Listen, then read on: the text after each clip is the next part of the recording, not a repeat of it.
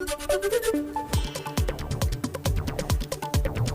Olympic में Australia को हराकर इतिहास रच चुकी भारतीय महिला हॉकी टीम आज सेमीफाइनल में अर्जेंटीना से भिड़ेगी। मैच भारतीय समय के मुताबिक दोपहर 3:30 बजे शुरू होगा। सोमवार को इसी टीम ने 3 बार की चैंपियन ऑस्ट्रेलिया को 1-0 से हराकर पहली बार ओलंपिक के सेमीफाइनल में एंट्री कर इतिहास रच दिया था।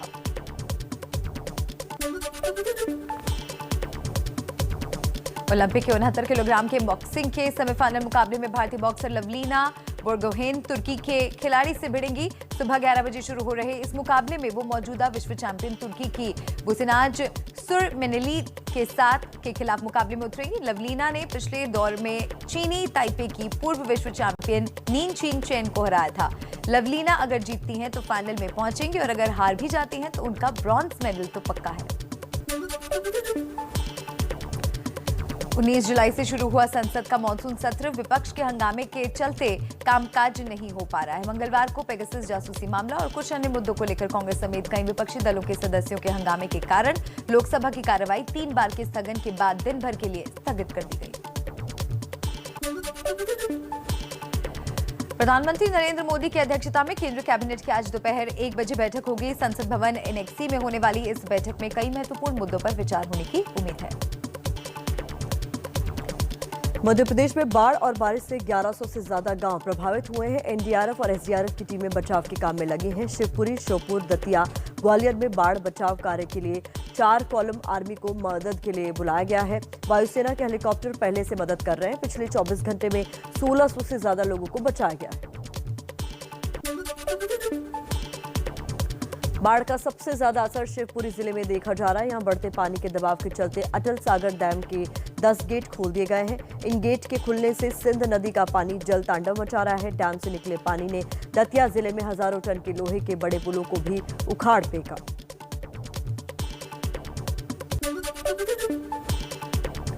एमपी में भारी बारिश से सड़कें ही नहीं, रेल की पटरियां भी पानी में डूब गई हैं। शिवपुरी के पडरखेड़ा स्टेशन पर भारी बारिश के चलते पटरियों पर झरने जैसे बहते दिख रहे हैं। पानी की वजह से ग्वालियर से रतलाम जा रही ट्रेन के 500 से ज्यादा मुसाफिर पूरी रात ट्रेन में फंसे रहे। एमपी में बाढ़ और बारिश के चलते अब तक 11 लोगों ने जान गंवाई है। बिजली गिरने से 58 लोगों की मौत हुई है, जबकि 28 लोग घायल हुए हैं। अब तक 32 मकान पूरी तरह क्षतिग्रस्त हुए हैं, जबकि 848 आंशिक रूप से क्षतिग्रस्त हुए हैं। हिमाचल के सिरमौर में रेणुकाजी इलाके में टूटा पहाड़ का बड़ा हिस्सा। रास्ते पर मौजूद लोगों ने भागकर बचाई अपनी जान। जेसीबी मशीन भी मलबे के नीचे आने से बची। हिमाचल में लगातार हो रही बारिश से लगातार पहाड़ों के टूटने और सड़कों के धंसने की खबरें सामने आ रही हैं।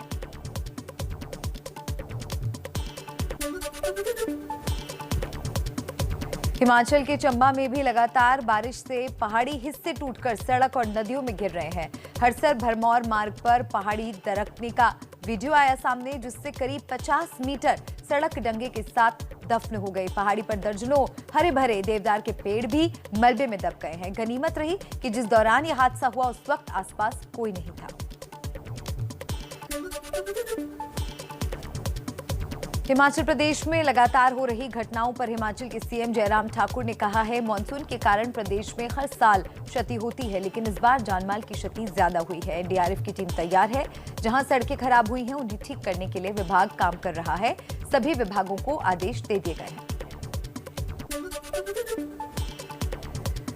हिमाचल प्रदेश में एक बार फिर कोरोना के मामलों में बढ़ोतरी देखने को मिल रही है। यहां कोरोना की रिप्रोडक्शन रफ्तार 1.4 तक बढ़ गई है। रिप्रोडक्शन यानी कि आर वैल्यू वो दर होती है जिससे संक्रमण दर बढ़ रही होती है। अब बारी देश के सबसे बड़े प्रदेश यूपी से जुड़ी खबरों की, जिस पर नजर डाल लेते हैं। इलाहाबाद हाईकोर्ट ने कहा है कि महज शादी करने के लिए डर, धोखे, लालच और दबाव में किया गया धर्मांतरण कतई सही नहीं होता। कोर्ट ने अपने फैसले में साफ तौर पर कहा है कि शादी करने के लिए लड़कियों का धर्म बदलवाना पूरी तरह गलत है, क्योंकि धर्म बदलने बिना भी शादी की जा सकती है। कोर्ट ने कहा है कि अलग धर्म के लोगों में विवाह और रिश्तों को बेहतर तरीके से निभाने में मुगल बादशाह अकबर और उनकी हिंदू पत्नी जोधाबाई की शादी से बेहतर कोई दूसरा उदाहरण नहीं हो सकता। यूपी में अगले साल होने वाले चुनाव के लिए कांग्रेस ने अपने पुराने वोट बैंक को वापस अपने साथ लाने की कवायद शुरू कर दी है। इसी के तहत मंगलवार से हर जिले में स्वाभिमान यात्रा शुरू की गई है। कांग्रेस ने आरोप लगाया कि वर्तमान सरकार में शेड्यूल कास्ट के लोगों का उत्पीड़न हो रहा है और कांग्रेस दलितों की लड़ाई लड़ रही है, इसलिए दलितों को एक बार फिर कांग्रेस के साथ ही आना चाहिए। 2022 के यूपी चुनाव को लेकर बीएसपी ने ब्राह्मण मतदाताओं पर डोरे डालने शुरू कर दिए हैं। बीएसपी महासचिव सतीश चंद्र मिश्रा का चेहरा बनाकर जिले जिले में ब्राह्मणों के प्रबुद्ध वर्ग सम्मेलन कर रही है। अलीगढ़ में आयोजित सम्मेलन में बीएसपी नेता सतीश चंद्र मिश्रा ने कहा है कि बीजेपी की सरकार में जिन जातियों का उत्पीड़न हो रहा है उनकी लड़ाई बीएसपी लड़ेगी।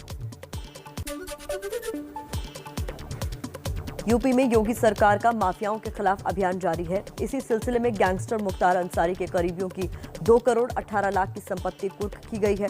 मंगलवार को मुख्तार की पत्नी और उसके भाई की 1 करोड़ 18 लाख की संपत्ति गाजीपुर में कुर्क की गई। लखनऊ में शुरू हुई फिल्म खुदा हाफिज 2 की फिल्म शूटिंग के उद्घाटन में पहुंचे मंत्री सिद्धार्थनाथ सिंह और बीजेपी के राष्ट्रीय प्रवक्ता Shahnawaz Hussain. Lucknow Christian degree college में चल रही है शूटिंग में फिल्म के लीड कलाकार विद्युत जामवाल हैं। इस मौके पर सिद्धार्थनाथ सिंह ने कहा, यूपी में हो रहा है फिल्म जगत का विकास। आगे बढ़ते हैं। बिहार की सियासत रोज ही खबरों में बनी रहती है, उसी से जुड़ी कुछ खबरों पर नजर डाल लेते हैं। बिहार के मुख्यमंत्री नीतीश कुमार के पेगासस मामले की जांच करने की मांग किए जाने के बाद बिहार में सियासी बवाल मच गया है। नीतीश के बयान का जहां विपक्ष ने स्वागत किया है, वहीं बिहार बीजेपी के नेताओं ने पूरे मामले पर चुप्पी साध दी है। वो पूरे मामले पर कुछ भी प्रतिक्रिया देने को तैयार नहीं है।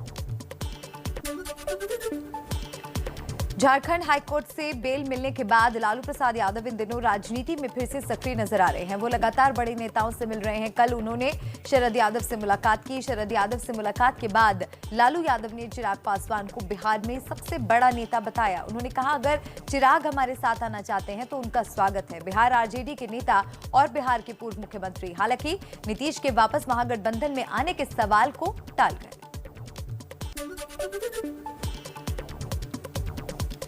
नीतीश कुमार पर हमला बोल रहे बीजेपी कोटे के मंत्री सम्राट चौधरी पर जेडीयू प्रवक्ता सुहेली मेहता ने पलटवार किया है। सुहेली ने कहा है कि जब आपको लालू यादव ने अवैध रूप से मंत्री बनाया था, फिर भी आप उनके नहीं हो सके तो किसी के कैसे हो सकते हैं। हाल ही में सम्राट नीतीश और गठबंधन को लेकर सवाल उठा चुके हैं।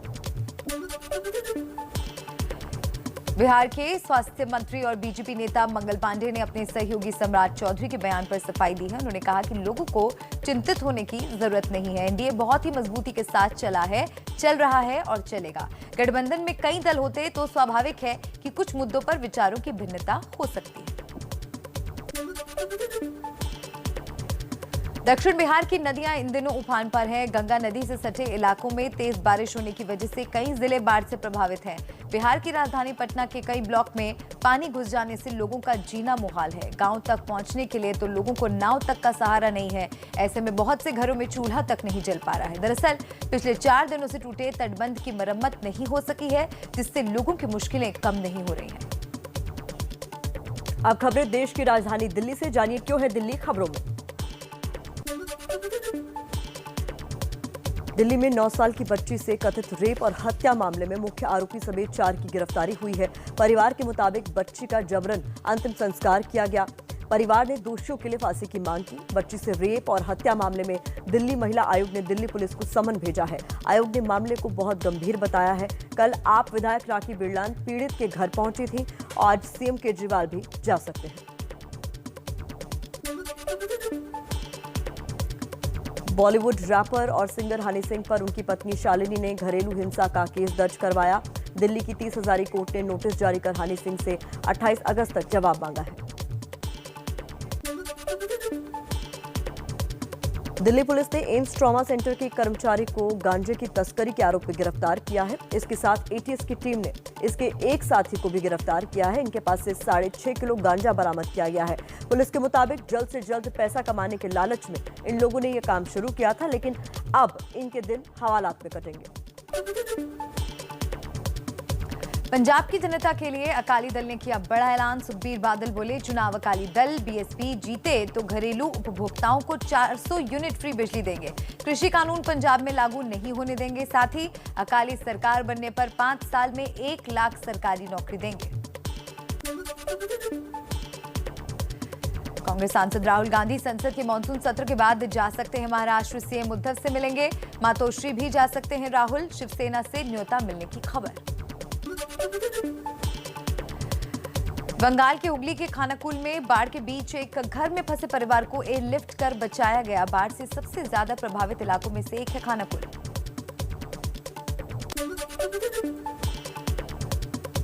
बंगाल के बीरभूम में वैक्सीन लगवाने पहुंची लोगों की भारी भीड़ ने कोरोना नियम तोड़े। अफरा तफरी और धक्का मुक्की में कई लोग घायल भी हुए।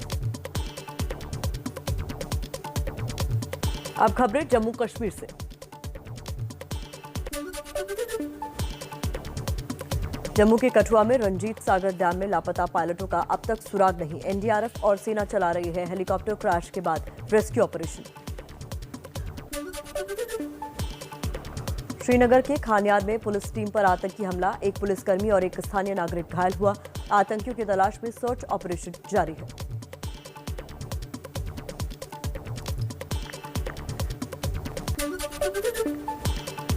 जम्मू कश्मीर पुलिस में 10 मोस्ट वांटेड आतंकियों की लिस्ट जारी की। लिस्ट में ज्यादातर स्थानीय आतंकी। 4 आतंकियों की हुई पहचान। टीआरएफ के मुखिया अब्बास शेख की भी पुलिस को तलाश।